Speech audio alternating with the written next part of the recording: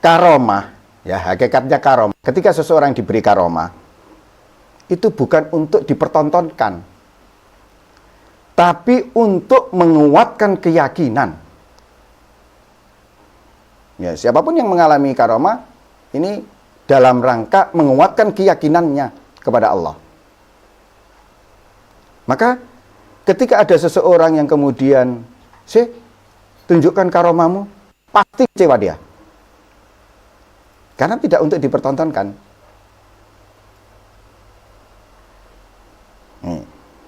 Nah, seperti itulah banyak kisah terkait dengan pertemuan Syekh Zakaria Al-Ansori ini dengan Nabiullah Khadir. Jadi, termasuk ya luar biasanya Syekh Zakaria. Karena Syekh Nabiullah Khadir ini seorang mu'allim ruhani, pengajar ruhani yang mengajarkan ilmu-ilmu laduni. Jadi kalau mau diajari ya yang mengajari ilmu laduni itu dari Nabi Khadir. Nah, karena kealiman dan kedalaman ruhaninya ini Syekh Zakaria Ansori inilah kemudian beliau layak mendapatkan ilmu laduni bimbingan langsung dari Nabiullah Khadir. Nah, wa talaqqanahu ala Sayyidi Muhammad Al-Ghumri tilmidhi Sayyidi Ahmad Az-Zaid Rafiqi Sayyidi Madin. Syekh Zakaria Al-Ansori ini menerima talqin dari Sayyid Muhammad Al-Ghumri. Sayyid Muhammad Al-Ghumri ini murid dari Sayyid Ahmad Az-Zaid. Sayyid Ahmad Az-Zaid ini sahabat dekat Sayyid Madin. Nah, kalau dari jalur ini fabaini wa baina Syekh Zaid rajulani faqat. Maka antara Syekh Sa'roni dengan Syekh Zaid hanya ada dua perantara saja. Lebih simpel, lebih dekat, lebih pendek jalur sanadnya. Fa'ana musawin min hadza tariqi li Sayyidi Muhammad As-Sarawi Syekhi Muhammad As-Sanawi.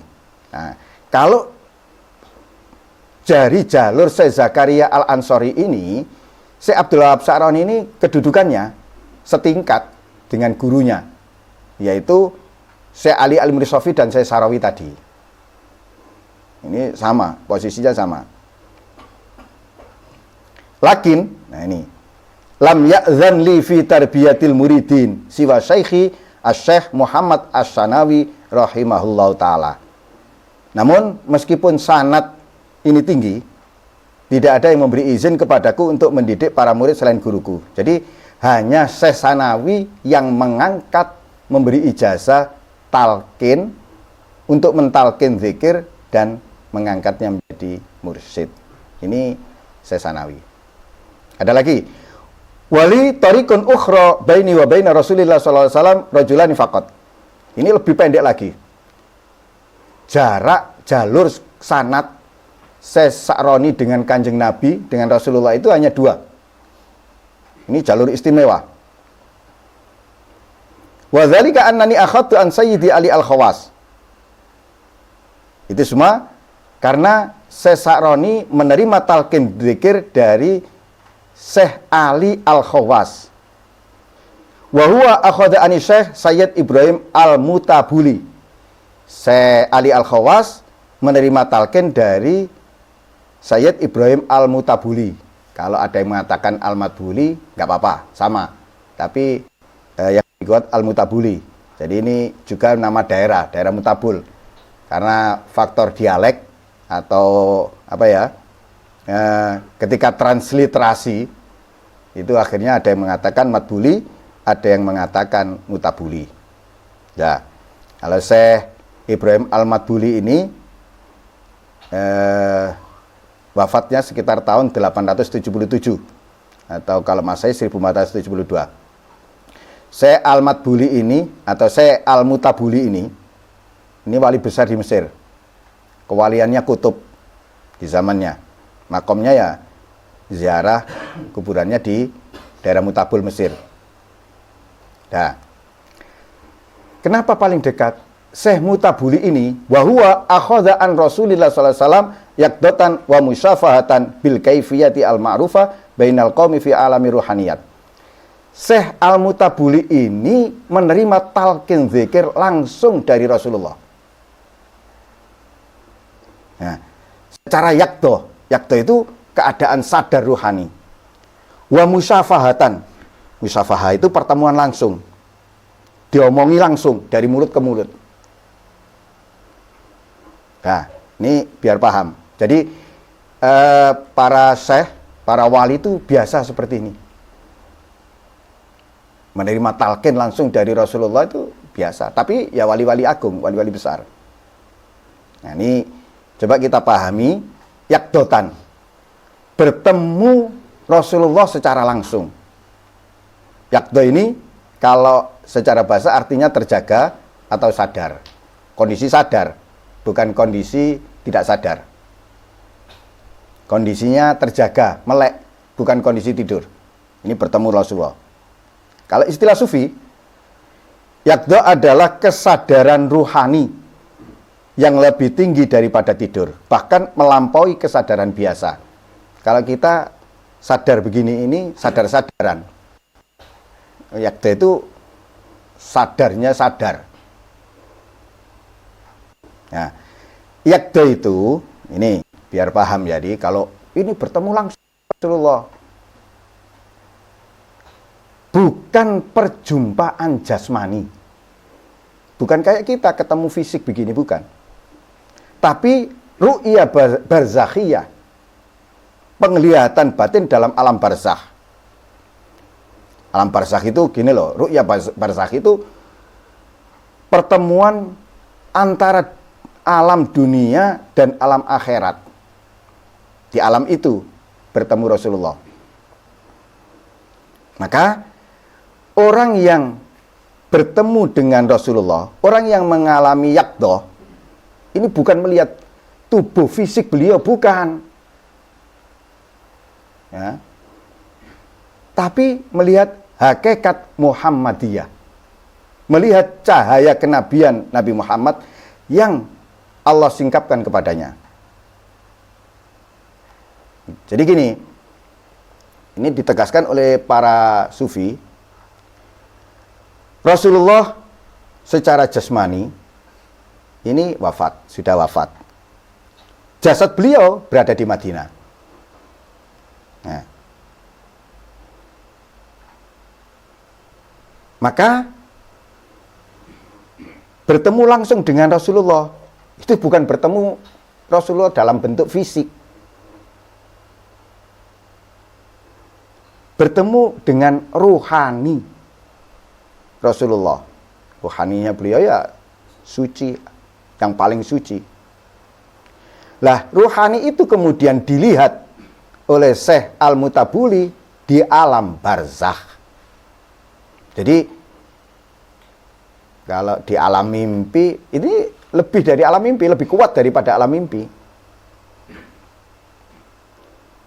Nah, orang yang mengalami yakdo, ya, bertemu secara langsung dengan Rasulullah dalam keadaan sadar, tidak tidur, ini hanya wali khusus, wali tertentu. Di saat itu kondisi hijab-hijabnya, hijab antara alam jasmani, alam jasad, dan alam malakut tersingkap. Sehingga ketika alam jasmania ini, alam syahadah, dan alam malakut itu tersingkap, maka seorang wali ini bisa bertemu dengan para nabi, roh para wali dalam keadaan sadar, bukan dalam mimpi. Jadi bayang no. Ya. Nah, itu yakdo. Kalau musyafaha, ya menurut sufi, ini musyafaha itu gini. Secara bahasa berbicara langsung dari mulut ke mulut. Tanpa perantara. Baik itu perantara tulisan maupun perantara orang lain, nggak pakai. Jadi Syekh Al-Mutabuli ini diomongi langsung oleh Nabi, ditalkin zikir langsung dari lisan Nabi. Hanya pengalaman ruhani musyafahah ini yaitu pertemuan langsung dengan ruhani Rasulullah ini, Syekh Al-Mutabuli ini kemudian menerima talqin zikir, ditalqin langsung oleh Rasulullah. Jadi beliau mendengar langsung sendiri dari Rasulullah, melalui lisan Rasulullah. Bukan melalui orang lain, bukan melalui tulisan. Nah, sanad talqin zikir, ya, jalur keguruan gini nih, yang diterima oleh seorang wali melalui musyafaha, yakdotan musyafaha, ini jauh lebih kuat, jauh lebih barokah, jauh lebih istimewa. Kenapa? Karena langsung dihubungkan kepada Rasulullah.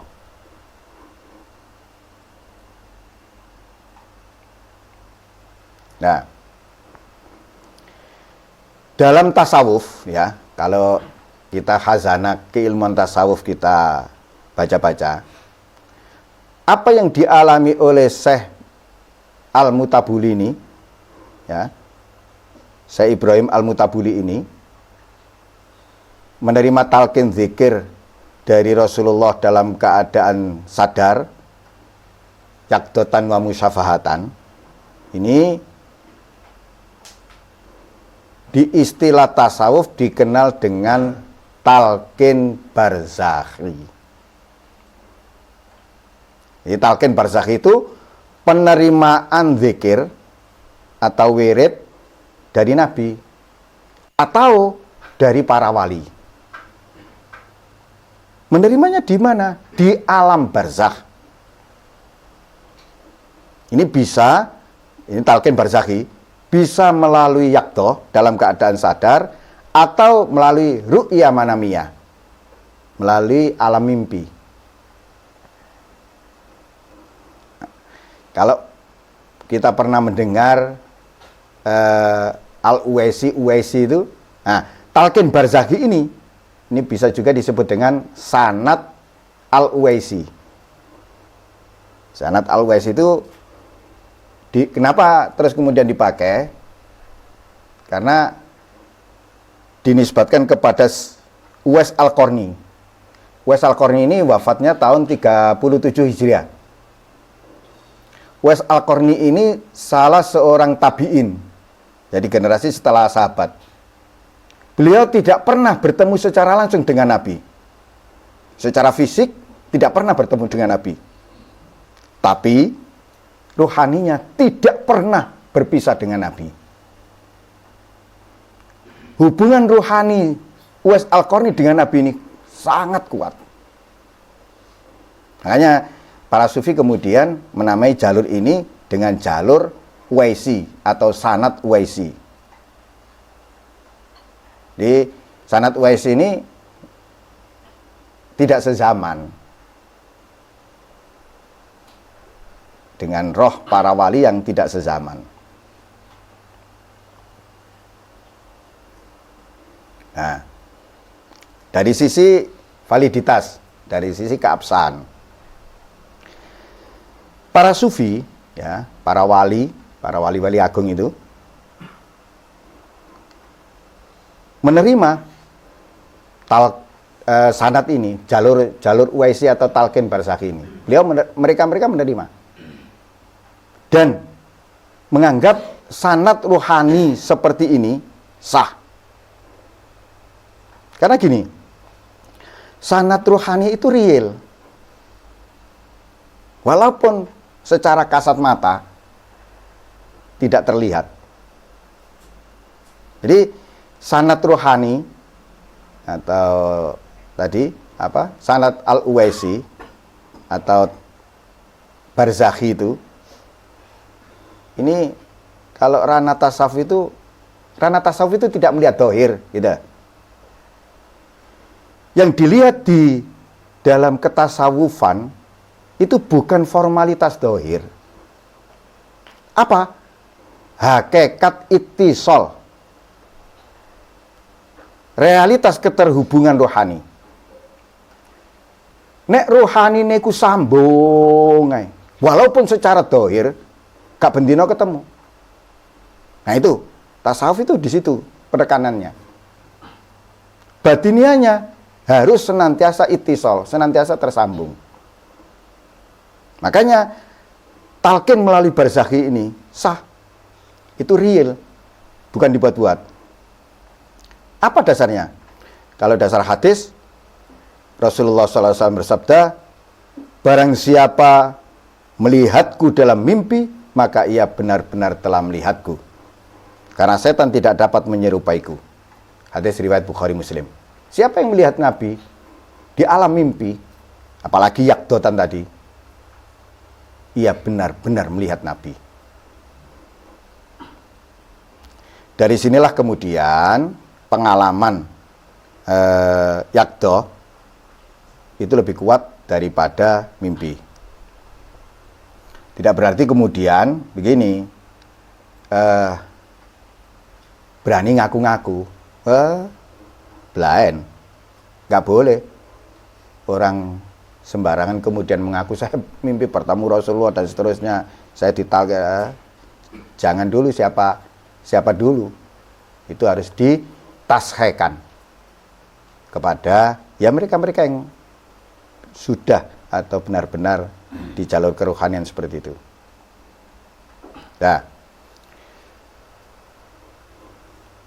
kalau sudah mengalami talqin zikir di barzakhi, di alam barzakh itu, terus apakah kemudian nggak penting mursyid lahiriah? Atau nggak ada? Bukan begitu. Talqin barzakhi, ya, sanad al-Uwaisi ini justru menguatkan, mengokohkan, meneguhkan bahwa mursyid tertinggi, gurunya para guru, ya, guru sejati adalah Rasulullah. Jadi semua tarekat, apapun tarekatnya, guru sejatinya adalah Rasulullah. Ini maknanya. Soal kemudian ada jalur Uwaisi, sanad Uwaisi, talqin barzakhi, ini hanya salah satu cabang saja.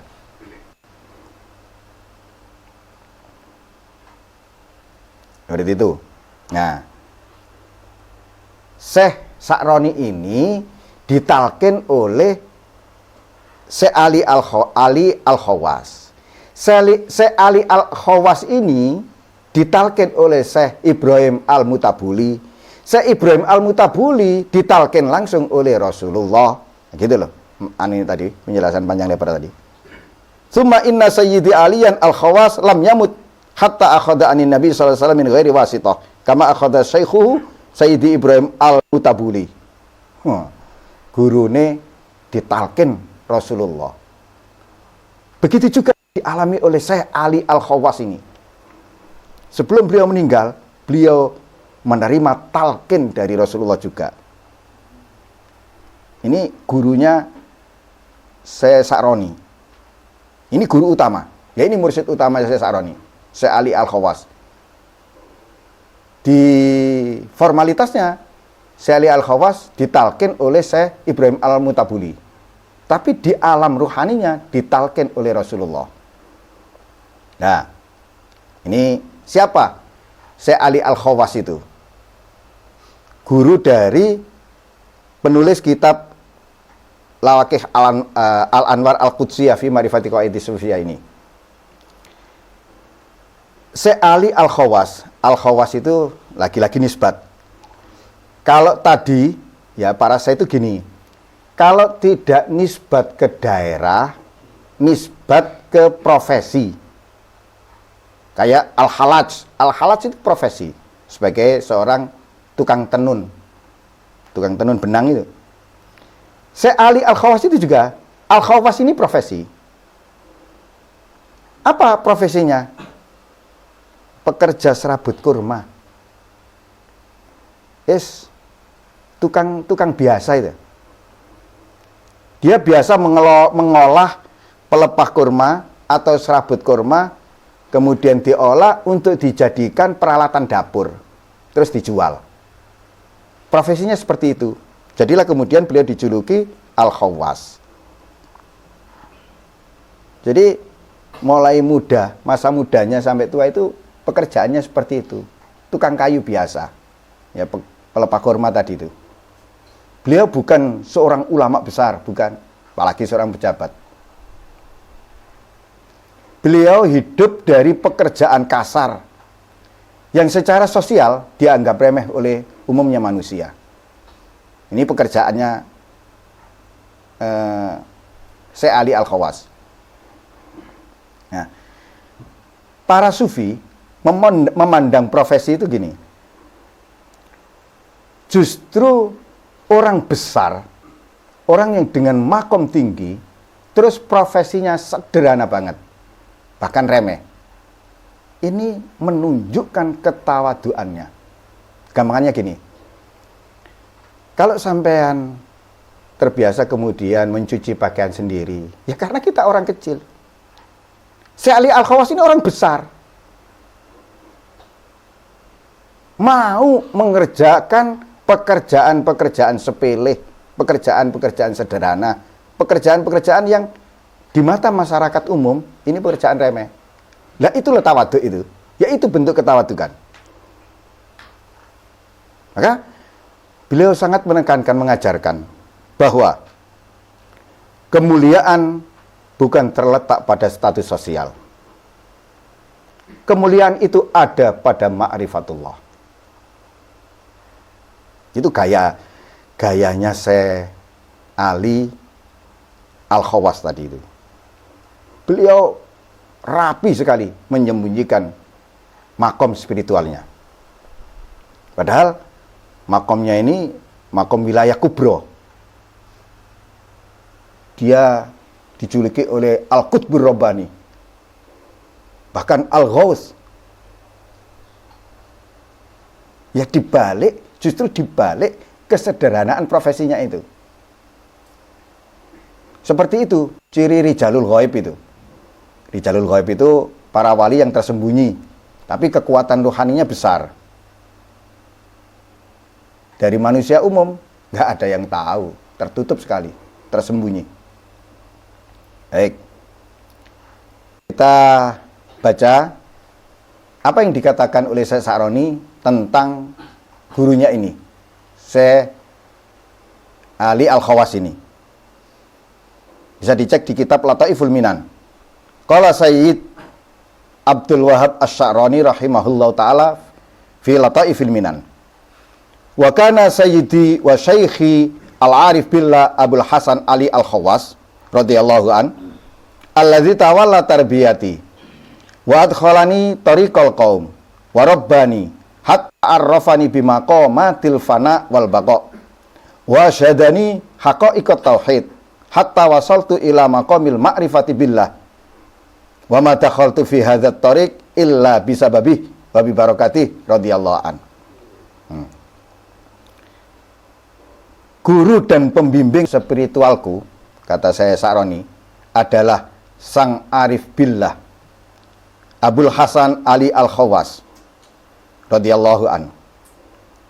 Dialah yang menanggung penuh pendidikan rohaniku, dibimbing penuh oleh Syekh Ali Al-Khawas.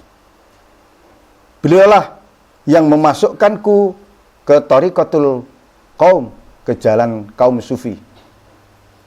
Beliaulah yang membimbingku hingga diriku sampai kepada makom fana dan baqo.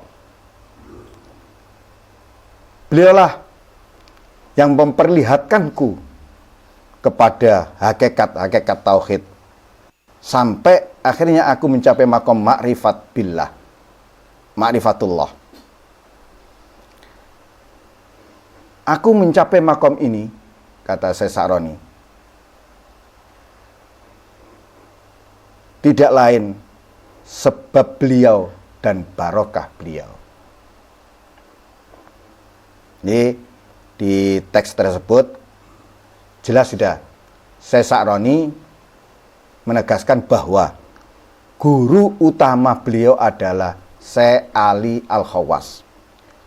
Mursyid suluk beliau adalah Syekh Ali Al-Khawas. Syekh Ali Al-Khawas ini tidak hanya memberi ijazah zikir, ditalkin selesai, enggak. Syekh Ali Al-Khawas ini benar-benar mentarbiyah Syekh Sa'roni sampai mencapai makom tertinggi. Makanya Syekh Sa'roni sampai mengatakan, saya bisa mencapai makom arif billah ini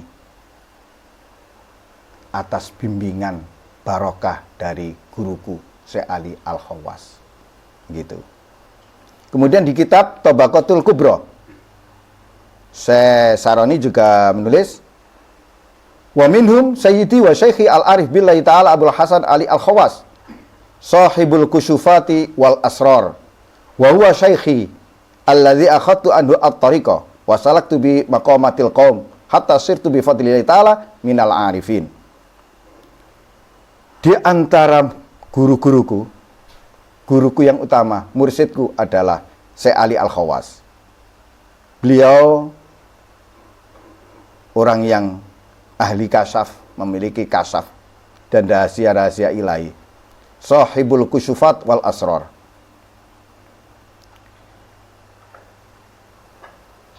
Syekh Sa'roni menempuh makom-makom sufi hingga kemudian tergolong kepada kaum arif billah. Ini berkat ya bimbingan dari Syekh Ali Al-Khawas. Nah, di mata Syekh Sa'roni, Syekh Ali Al-Khawas ini adalah mata air ruhani, guru agung yang bukan hanya membimbing secara teori, tetapi menuntun dengan cahaya batin hingga muridnya menyaksikan hakikat tauhid. Ia adalah sosok wali khumul, tersembunyi dari mata manusia, tetapi nyata dalam pandangan orang-orang yang dekat dengan Allah. Saudara-saudaraku yang dirahmati oleh Allah Subhanahu wa Ta'ala, seperti itulah seharusnya keyakinan seorang murid.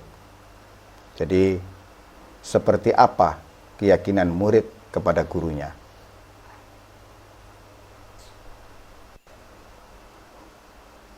Syekh Sa'roni mengajarkan kepada kita bahwa di mata seorang murid, gurunya adalah sempurna. Gurunya adalah guru agung.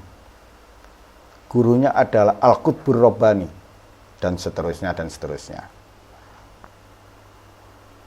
Nah, sekarang kita sudah tahu siapa Syekh Ali Al-Khawas, guru dari Syekh Sa'roni.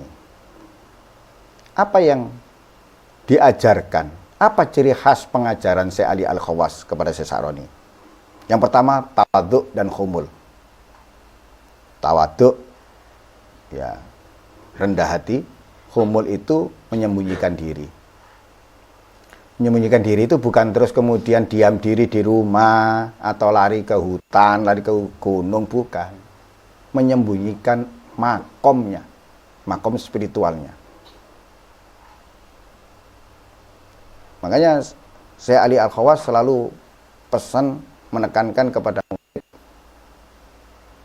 jangan mencari ketenaran, jauhilah kemasyhuran.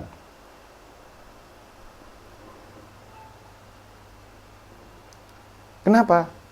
Kata Syekh Ali Al-Khawas, cahaya seorang wali justru terjaga jika ia tersembunyi dari orang lain, bukan dipamerkan. Gini, ketika kita kemudian mendapatkan faed, luberan barokah dari seorang guru, berupa pengalaman-pengalaman spiritual, itu transfer cahaya ruhani. Maka sembunyikan serapat-rapatnya pengalaman spiritual itu. Jangan kemudian diceritakan kepada banyak orang, yaitu khumul itu. Bagaimana agar pengalaman-pengalaman ruhani yang dialaminya, yang itu barokah dari gurunya, faid dari gurunya, tidak diketahui oleh siapapun selain gurunya. Nah, yang kedua, Syekh Ali Al-Khawas ini menekankan hidup sederhana. Jadi bukan kemudian beliau tidak mendapatkan fasilitas atau kedudukan yang luar biasa, enggak. Beliau lebih memilih pekerjaan kasar dan penghasilan sederhana dibanding fasilitas dan kedudukan yang luar biasa. Ya, makanya menurut saya Ali Al-Khawas itu, zuhud itu bukan hanya sekedar meninggalkan dunia di hati, tapi bersikap qanaah, menerima yang sedikit, yang sedikit, yang kurang dari semestinya dengan penuh ridho. Nah, itu juga makna zuhud. Jadi qanaah itu ini dasar bagi siapapun pengamal tarekat, harus bisa mencapai makom qanaah, menerima pembagian yang sedikit dari yang semestinya. Menerima pembagian yang sedikit dari semestinya itu, dia merasa cukup ketika dia hanya mendapatkan sesuatu yang sedikit. Misalkan gini, kalau secara kebutuhan finansial kita setiap hari 100.000 misalkan, tapi yang kita terima setiap harinya adalah 50.000. Nah, menerima dengan hati ridho, dengan senang hati dari jatah itu tadi, yaitu qanaah. Nah, itu yang kemudian oleh Syekh Ali Al-Khawas ini diterapkan, diajarkan kepada murid-murid beliau.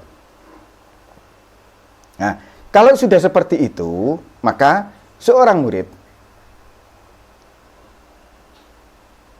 akan sedikit demi sedikit tidak bergantung kepada makhluk.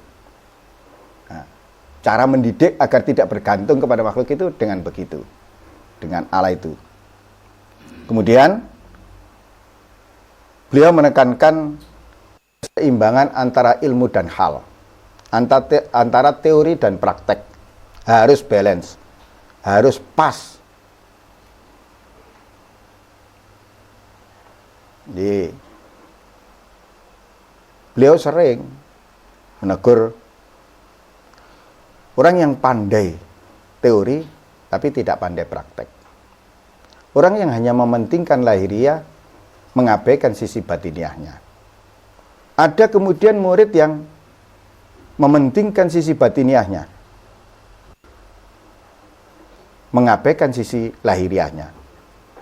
Ini juga ditegur oleh Syekh Ali Al-Khawas. Syariat bloko dilarang, hakikat bloko juga dilarang. Beliau menekankan keseimbangan antara syariat dan hakikat, antara tarekat dan ma'rifat. Hanya apa yang disampaikan beliau, Syekh Ali Al-Khawas ini, suluk tanpa ilmu adalah sesat. Ilmu tanpa suluk adalah kering, nggak ada gunanya, nggak mampu